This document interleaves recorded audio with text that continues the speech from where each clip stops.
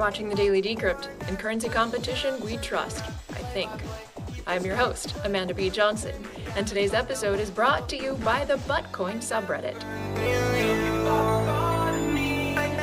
The money sitting in any cryptocurrency address is only spendable to the person who holds its private key, which is a long alphanumeric string that your wallet probably keeps hidden away from you. This leaves one with the problem of keeping one's private keys safe, as any internet-enabled device, like your laptop, computer, or phone, is hackable, technically, and a hacked device with private keys on it means lost money. The solution to this problem came about very quickly after cryptocurrency was first invented in the form of what's called cold storage, or a cold wallet. To create a cold wallet, you simply use software that allows you to mathematically generate both a public address or key and a private address or key in an offline manner. You then write down that private address or key, these words being used interchangeably here, on a piece of paper, or you engrave it in metal, or you even memorize it if you can. You can then send your funds to the public address, knowing that the private address required to spend them has never been stored on an internet-enabled device. The only real problem with this kind of wallet is that you can't spend from it, not without re-importing your private keys into a hot wallet, and then what was the point of the cold storage in the first place? That is why the dear old market gave us the solution of hardware wallets. Don't ask me how they work, it seems a little bit magic, but I know that they do work, and I know that because I own one. And at a user request, I am now going to show you how to use it. My particular device is manufactured by a company called Trezor. They live in Prague. And this device is compatible with several wallets. It's compatible with a web wallet, or I guess it's not a wallet, a web interface. This is the wallet.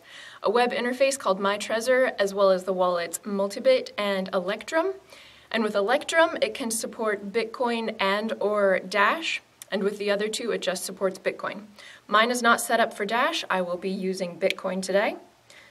So I've got to connect it to an internet-enabled device, as it itself is not. So with a cord, I just plug it into my laptop. And I'm going to set the device on the table so that you can see its commands as it comes up, because that will make them easier to read. So as soon as I've plugged it in, because I already, and yes, that's a bacon bandage on my finger, it asks me for a PIN. And the order in which these numbers display every time I log in is scrambled, so that even if there were, say, a keylogger on my computer maliciously recording my strokes, the attacker wouldn't actually know my PIN, because I would enter it differently every time. All right, I've entered my PIN, and now it's asking also for a passphrase. The Daily Decrypt forever. Enter. All right, and so for the payment I want to show you today, I've decided to send a tip to Chris Ellis in particular. You may remember him as the co-founder of the ProTip browser extension, which is neat. As you can see here, here's his address.